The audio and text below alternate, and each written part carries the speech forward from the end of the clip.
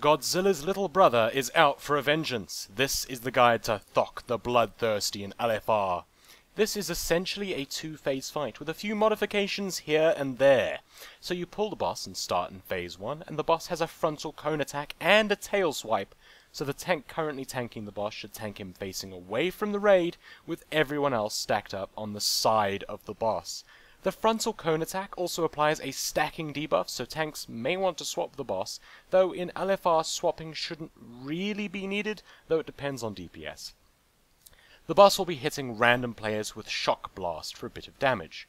Thok has an energy bar. When it reaches full, he will cast Deafening Screech, which deals damage to the entire raid and interrupts casting. Every time he casts this, his energy regen will increase, so basically the longer phase 1 lasts, the more damage he will be doing.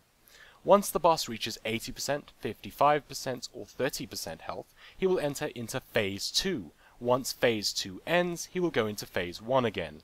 In phase 2, the boss fixates on a random player and starts chasing them. Slowly at first, but he will get faster and faster the longer the phase goes on.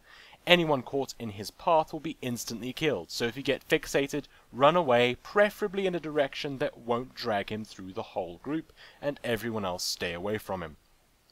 At the start of this phase, an ad will spawn called a Korkron Jailer. This should be picked up by the tank and tanked somewhere at the edge of the room out of everyone's way.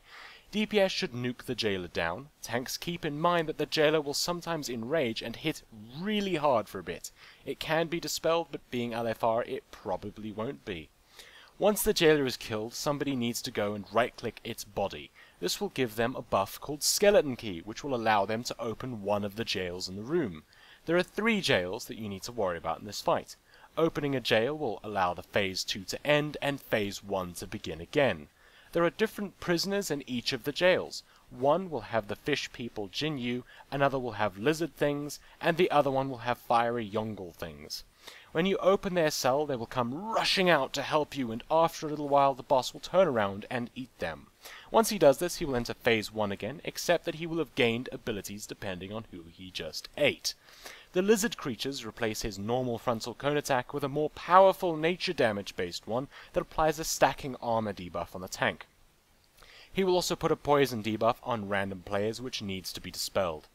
If he eats the water speaker, then he gets freezing breath as his frontal cone, which will stun the tank at 5 stacks, so as long as they swap the boss before then, it should be no problem. He will also have Icy Blood, which deals damage to random raid members and at 5 stacks puts them in a block of ice which they will need to be freed from. To free them, just attack the ice and kill it.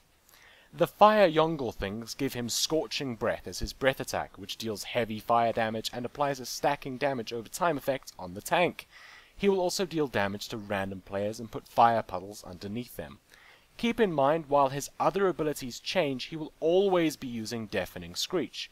It's up to you as to which jails you want to open, though I'd say save the Fire Yongle one for last, as the fire patches can be really annoying and particularly deadly. Use Bloodlust at the start of the fight, and that's it for Thok the Bloodthirsty. For more guides, check the description of this video for playlists, and of course subscribe for more videos. Go forth now and claim your epic necklace, which is almost identical to the one you already have. Good luck and have fun.